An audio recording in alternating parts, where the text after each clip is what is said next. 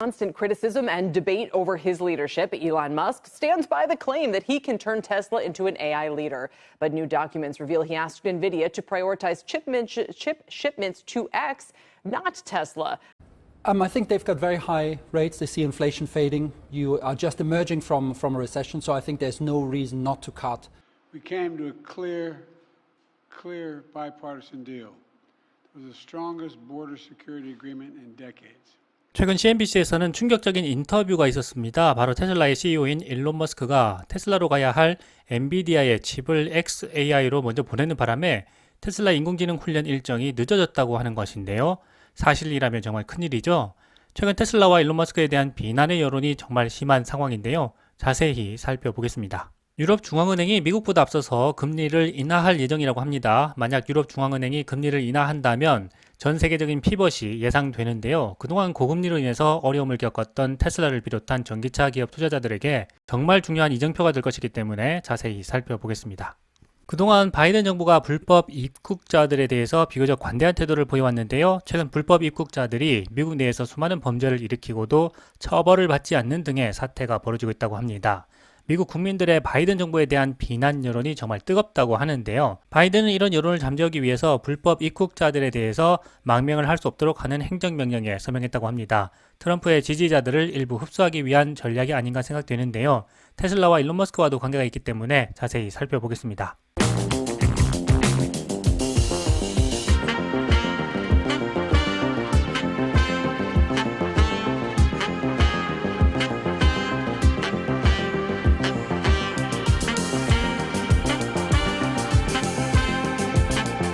유럽중앙은행 ECB가 사상 최고치인 4%의 금리를 이제 인하할 것이라는 전망이 나오고 있습니다. 세계 경제 주요국들 중에서 처음으로 금리를 인하한다는 결정을 내릴 것으로 보이는데요. 만약에 유럽중앙은행이 금리를 인하하게 된다면 그 영향이 전 세계로 퍼져나갈 것으로 생각됩니다. 중앙은행들이 일제히 피벗에 나설 것으로 기대가 되는데요. 주가에는 당연히 큰 호재로 작용할 수가 있겠죠. 이르면 이번 주에 금리 인하가 단행될 것으로 보이고요. 이번 유럽중앙은행의 금리 인하는요, 미국보다 먼저 시행되는 만큼 글로벌 피벗으로 확산될 것으로 보입니다. 그런데 사실은요, 이미 연초부터 금리 인하를 한 여러 나라들이 있었습니다. 브라질, 스웨덴, 스위스, 멕시코 등에서 선제적으로 금리를 내리면서 경제 살리기에 나섰는데요. 아무래도 고금리를 이겨내기가 힘든 만큼 먼저 기준금리를 내리는 결정을 했던 것입니다. 이제는 유럽중앙은행이라는 세계의 핵심 경제축이 금리 인하에 나서는 만큼 전 세계 주요국 은행들도 영향을 크게 받게 될 것으로 생각됩니다. 특히 미국 연준의 금리 인하 시점에 대해서 전 세계가 주목하고 있는데요. 이번 유럽중앙은행의 움직임을 살펴보면 그 시점이 언제일지를 추측할 수가 있을 것 같습니다. 업계에서는 유럽중앙은행이 유로존 인플레이션 상승세를 끝내고 금리 인하를 시작할 것이 거의 확실하다 이렇게 보고 있는데요. 파이낸셜 타임스도 같은 전망을 했습니다. 유럽중앙은행의 정책 입안자들이 지난 3년간 정말 막대한 유동성의 결과인 물가 급등을 잡기 위해서 물가와의 전쟁을 시작했고요. 최근에야 인플레이션 상승 둔화를 받아들이고 주요 중앙은행들 중에서 최초로 금리 인하 신호를 보여주었다는 것인데요. 이렇게 시장에 분명한 시그널을 보낸 만큼 다른 결정은 어려워 보인다는 것이 주요 전문가들의 전망인 것입니다. 만약에 이번에 유럽중앙은행이 금리를 인하하게 된다면요. 2022년 6월에 금리를 인상하기로 결정한 이후에 2년 만에 금리 인하로 방향을 완전히 전환하는 것입니다. 그리고 그 이전을 살펴보면요. 2016년에 유럽이 재정위기를 겪으면서 제로금리로 진입을 했고요.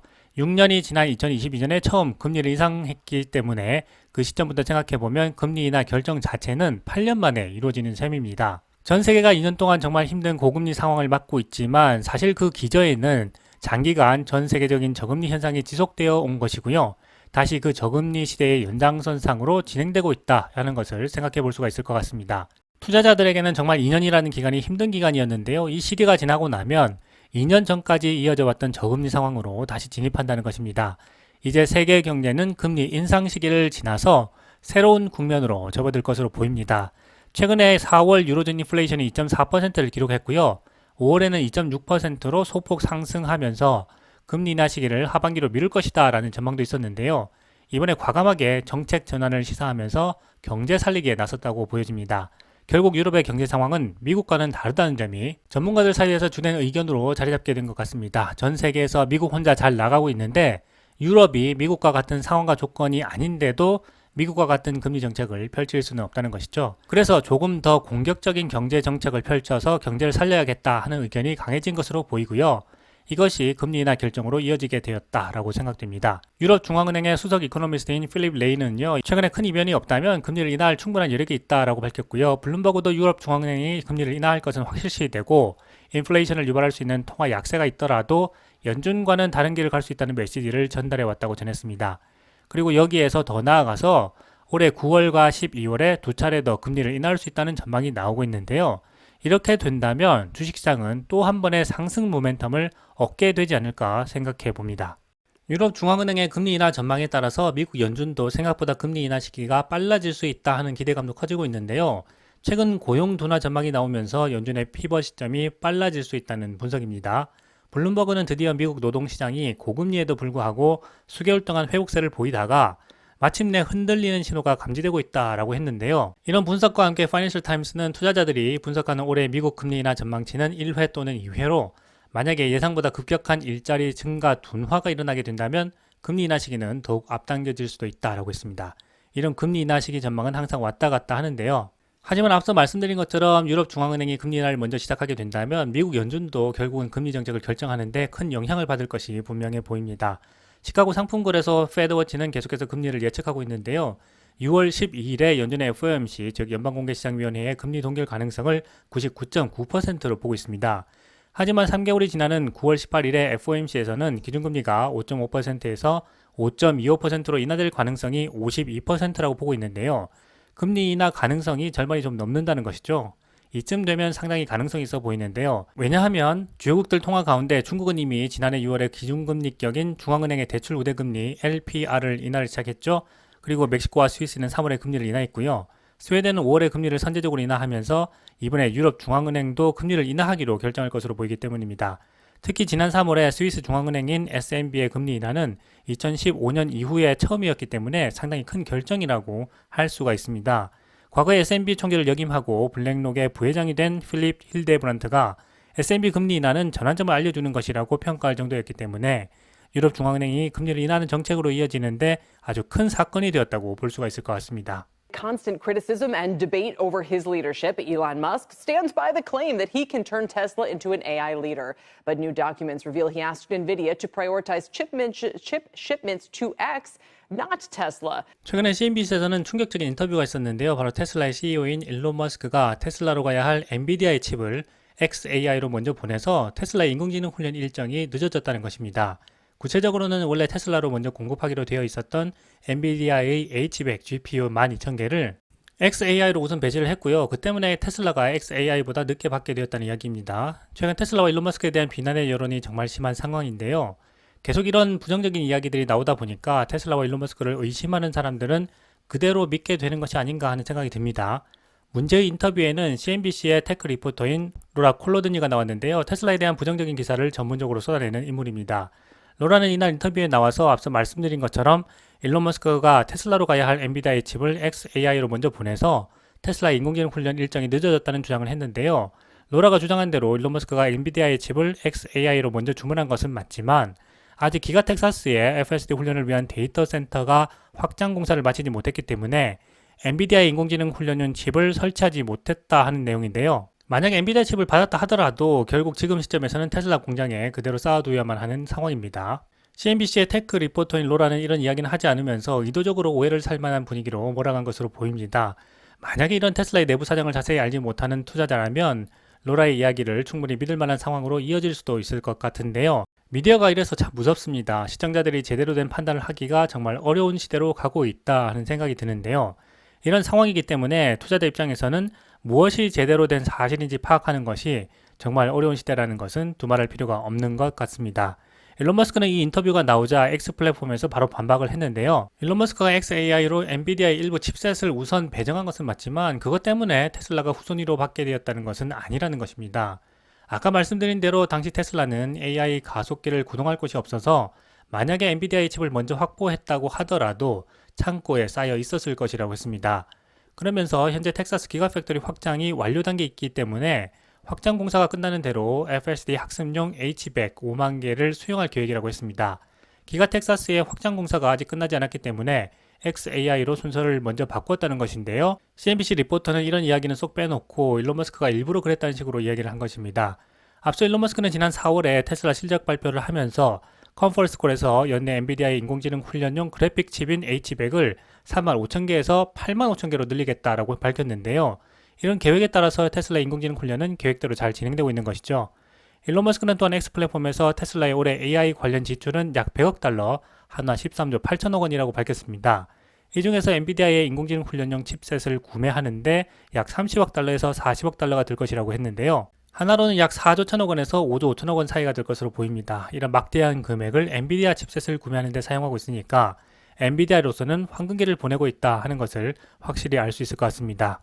이러한 상황에서 테슬라와 일론 머스크에 대한 부정적인 기사가 나오고 있지만 사실 알고 보면 일론 머스크는 계획에 따라서 차질 없이 테슬라의 일들을 처리해 나가고 있다는 것을 알 수가 있는데요. 투자자로서는 이러한 사실관계를 잘 파악해서 투자에 참고해야 할 것으로 보입니다.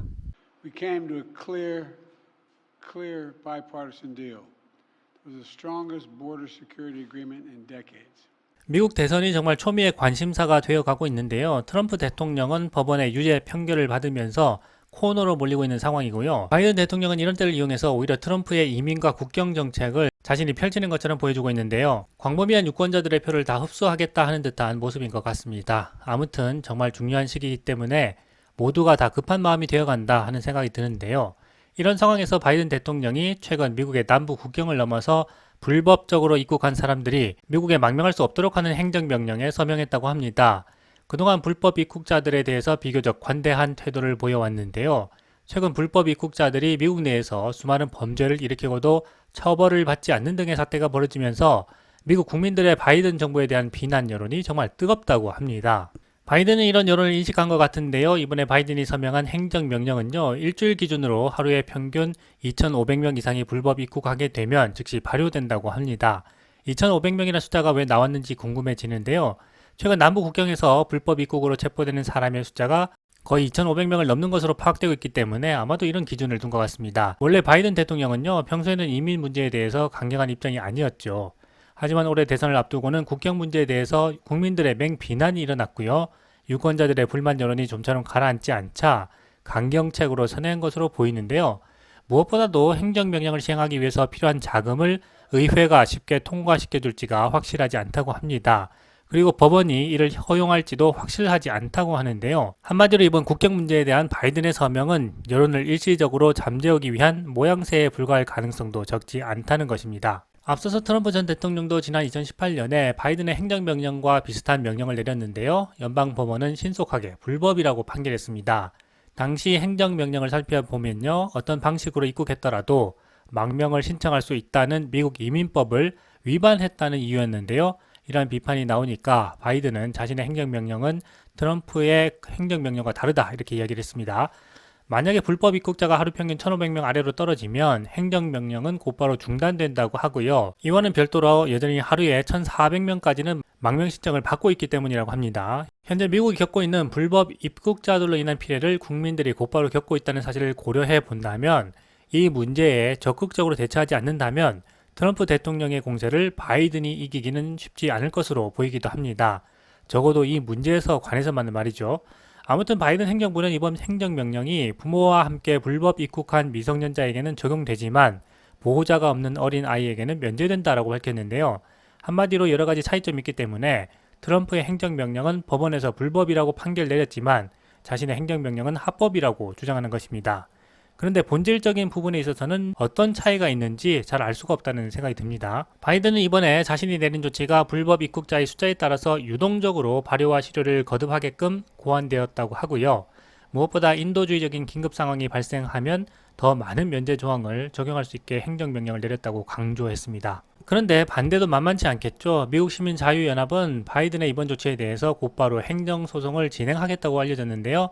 실제로 행정명령을 시행하는 데까지는 여러 가지 난관이 있는 것이 사실입니다.